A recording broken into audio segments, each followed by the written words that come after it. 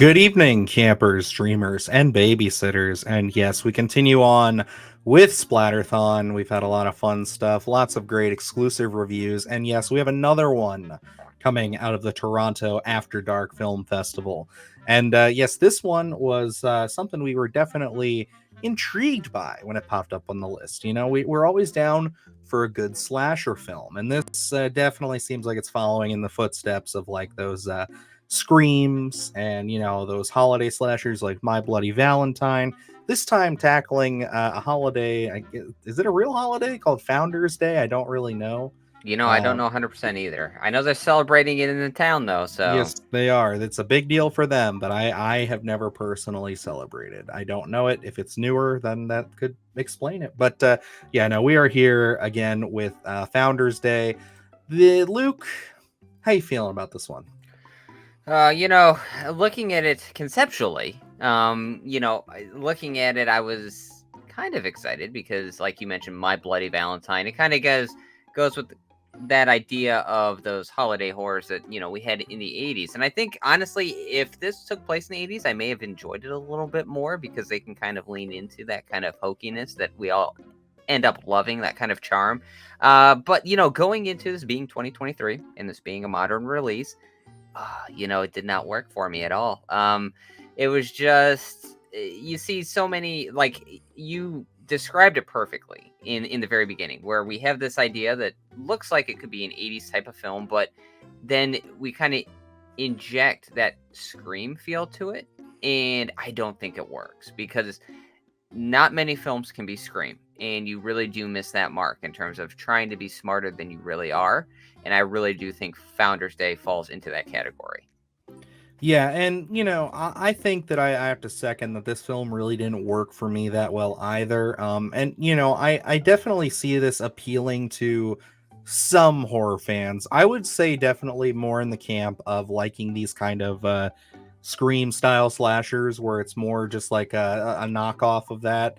Because really, at the end of the day, that's kind of what the intent of this was to really give you a film where it's like, yeah, you're always trying to get that mystery going of who's the killer and what's their motivation, why are they doing this. And it is taking place in a small town, so you get a lot of that small town setup with all their qualms and issues with each other and the dramas and the hidden secrets. It's all there. I mean, everything that you've seen 100 times over is here. The problem with it is that I don't think it necessarily does anything all that unique. I would say the most unique thing that it does, and the thing that I think I enjoyed the most out of it, was just the look and of the killer for the most part. I thought that there were a couple of scenes where the mask and the way he was dressed and everything, it definitely had a cool design. There was some potential there. But yeah, I mean, when you really get down to it, this is just pretty paint by numbers. Your stereotypical teenage slasher film. Like there's nothing even all that like nostalgia baity enough about it for me to be like, oh, I'm having fun. This is like really harkening back to something I like. It just feels so similar to a lot of the films that we've seen do this already. And I'm talking about movies that we even like Happy Death Day and things like that. But even then, they have a little more to it.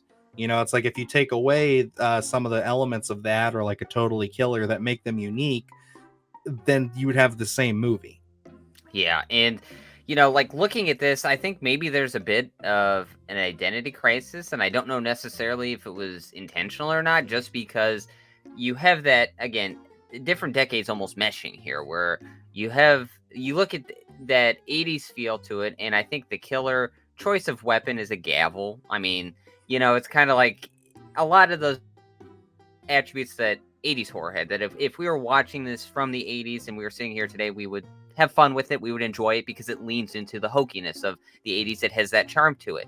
But then they kind of try to bring in that modern storytelling where you have that not necessarily meta awareness, but self-referential self-referential in a certain aspect of it, some of the humor in it as well, and then just bringing this kind of political issue that I think is more modern, especially over the past what 3 or 4 years, I would say. Hmm. And I think, it's kind of, there's so many different grains here, and they're all not really meshing well. I think, if you would have really found one particular tone that you wanted to follow with, I think maybe you'd have a more successful film because, I know you said you were a fan of the design of the killer. For me, not so much. I think maybe the powdered wig killed it for me, and then the choice being a gavel was just kind of, we have to find that line between, are we going to be hokey and we're going to just have a bunch of fun with this film, or we're going to really try to tackle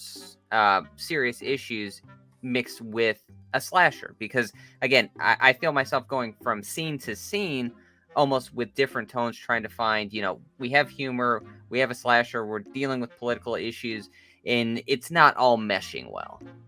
Yeah, and it kind of all culminates in what feels like a bit of a stretch too in the third act as to what exactly the reveal of everything is. It just feels like it's trying to, I think you said it best before this, of being um a lot smarter than the film actually is at the end of the day. It wants to feel like it's pulling a few rugs out from under you.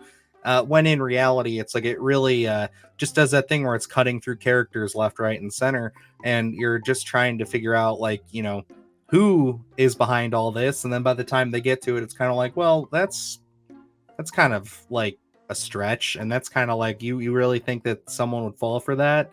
Or, in a way, I just think everybody wants to be Scream when they make a movie like this. They want to catch that zeitgeist of like, wow, that was so shocking, that was so cool.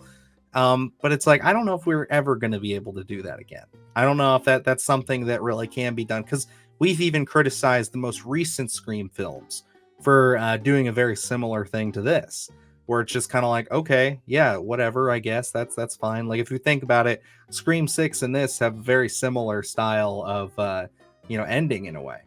Yeah, and that's where you kind of get into it, where looking at Scream, it was like, what's better than having one killer? Well, let's have two killers. And I think kind of people start going that route where, more isn't always better.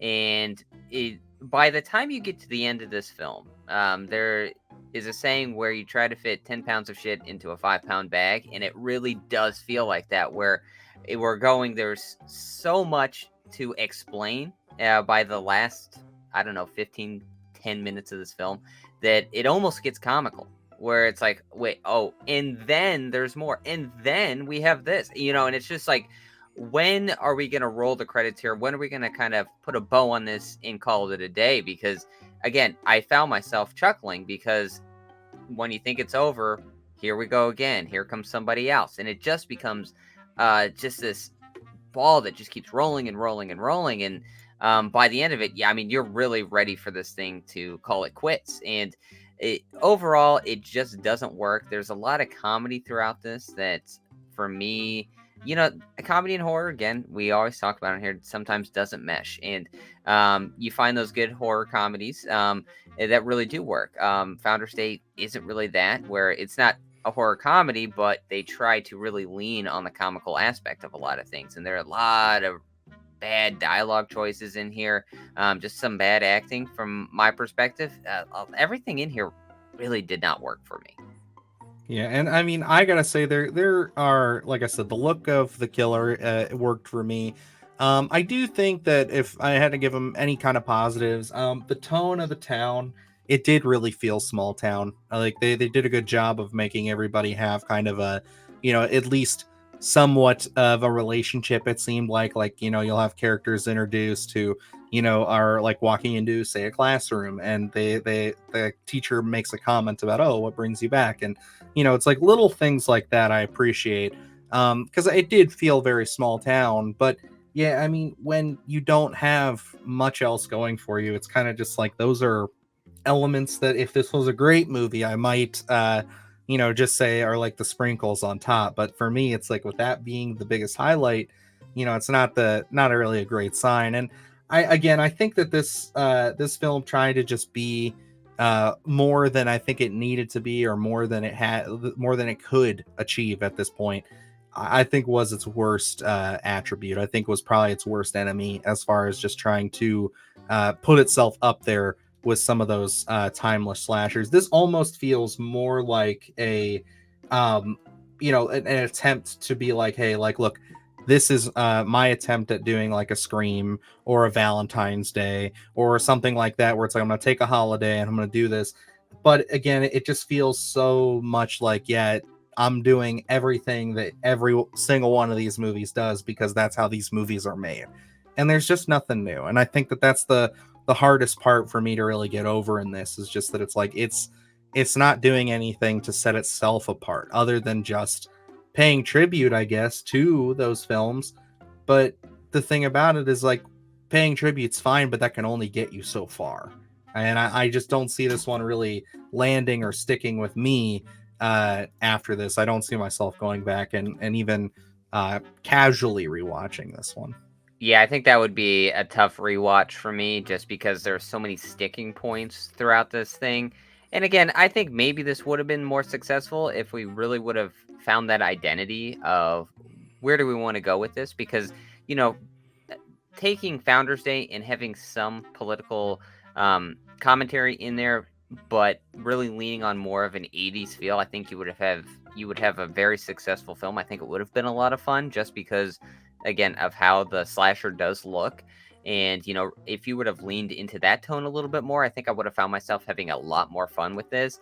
But then as soon as you think maybe you can start having fun, we really get into those Scream aspects of things. And like you said, not many films can be Scream. You're not Wes Craven, and it's one of those tough challenges where you have to add intelligence into your script, but not overdo it, I guess, in a sense. And I think Founders Day tried to be that really next smart film, but overall, I think it really did miss the mark here.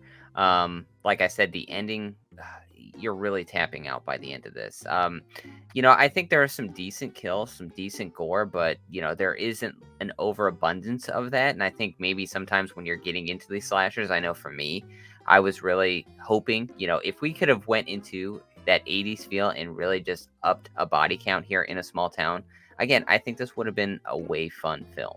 I think it could have saved it in a lot of spots too. Yeah, to have a higher body count with more outlandish kills and things like that. Because really, it's okay for slasher films to be paper thin and not have a lot going on as far as just like, again, doing something unique. But yeah, if you don't have the gory guts and the viscera that keeps us horror fans going, it's kind of like, well, what am I watching here? What am I sitting here for?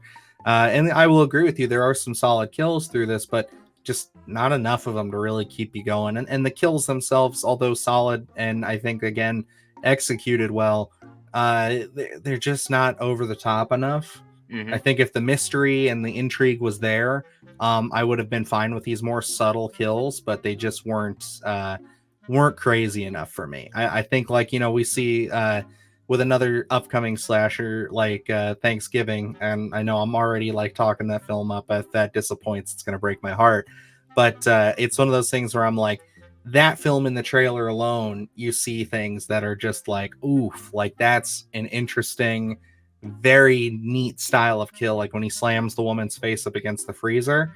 Like, it's like if this film would have done some more stuff like that, I think that it would have definitely upped the entertainment value by a lot. Yeah, and honestly, that's what was stuck in my head too. Again, hopefully we're not eating our own words here come Yeah, only a few weeks. November. So Yeah. So where you look at that, and yes, we only have a trailer for that film, but it really knows its tone, where it's holiday horror, Thanksgiving, we have a Puritan slasher, we have some already crazy kills, we have, the little corn stickers and all that mm, stuff happening in the trailer, and it already seems like it's a lot of fun. They have a handle on what they want to do there. And I think Founders Day, if they would have looked at that blueprint and really leaned into that aspect of it, I think it could have been a lot of fun. mm, But I think sometimes you start mixing a bunch of different tones, things that you do like, which, hey, we can all like different types of films. I can like Scream as well as um, uh, My Bloody Valentine, but I don't think those two tones go together well. So you yeah, just kind of have to find that happy medium. And I was literally about to say the same thing. If you would have went more My Bloody Valentine and less Scream, I think this would have been a way more intriguing film. It just would have been way more fun, I guess I should say, because it's again like not everybody is going to be Scream. Not everybody is going to be able to capture the audience as well as that film did, and you know those films they get a lot of those sequels get a lot of recognition from us horror fans and a lot of praise. But it is all based off of the back of a really strong concept and a really fun thing there. If you don't have that and you know it, um, you really again should just lean into the carnage candy and just have fun with that. Like you have a killer running around with a gavel. You could have had some really goofy ass kills that had us at equal parts laughing and just saying, "Holy shit, that's intense." You know what I mean? Like you could have really played into that whole thing, but they didn't. They chose to go the safer route, I guess. And at the end of the day, it really didn't work for me. So I unfortunately think that I got to give Founders Day a slash it. I don't know if this is worth checking out. I just think that this is something that didn't do it for me. Again, it's only my opinion, so it's like if this does seem up your alley, if you are more forgiving of these slashers that are just more simple concepts, you can sit there and have some fun with it, then check it out. Go for it. But for me, I can't. I don't see myself coming back to this one again. Yep. We're on the same page with this one. I do not see myself going back. Even on my first watch here, it's really hard to kind of lean on some positives. Again, you just see a lot of potential here. So, I didn't find myself having a lot of fun here. It was just kind of getting by. It's a hour 45, I think, and for me at least, I really did start feeling that runtime about an hour in. I do think we kind of go a little bit long periods without kills, and in a slasher, that's really your bread and butter. If you don't have much of a narrative, go kills. And while there are kills in here, I don't think the body count is as heavy as it should be. The kills are okay, but not as fun as they could be. And overall, I think the tone could have been a lot funner than it really did turn out to be. So for me, I don't see myself revisiting this one. This one would be hard to recommend for anyone. Just, conversationally saying you need to check out Founders Day. So for me, got to second that and go slash it. Yeah, it's unfortunate, but I mean, I think it does happen. Eric Bloomquist does seem to be somebody who's dabbled in the horror genre before. I know he had that film, I believe it came out last year. She Came from the Woods, which I did hear some favorable things about. That one leaning more towards like a Friday the 13th esque film, and it seems like that one, especially hearing from our buddy, uh, you know, Alex over at Beyond the Void. He said some positive things about that. So maybe that one would fall a little bit more into our camp of things. But yeah, I just think that Founders Day just didn't hit for us, unfortunately. But yeah, let us know if you guys got to see this one, if you're checking it out. Again, if we're off base completely, feel free to let us know if this is more fun for you. And, maybe we're just haters. I don't know. But this is just really where we're sitting with it. Unfortunately, this is how we feel.